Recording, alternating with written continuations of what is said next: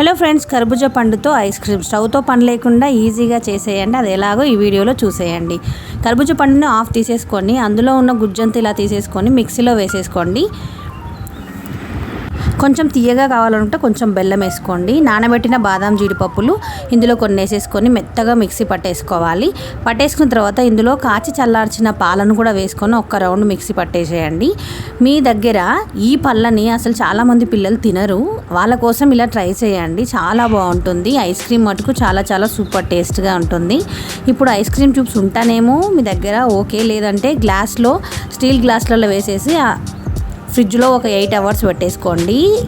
ఈ ice cream ఇందులోంచి రావాలి అంటే ఒక గిన్నెలోకి వాటర్ తీసుకొని ఆ వాటర్లో కాసేపు పెడితే ఐస్ క్రీమ్ ఈజీగా వచ్చేస్తుంది. పిల్లలకు ఈ కర్బూజా పండుతో ఐస్ క్రీమ్ని కర్బూజా పండు అని తెలియకుండా ఇవ్వండి, చాలా బాగుంటుంది. ఈ వీడియో మీకు నచ్చితే like, share, subscribe. Thank you.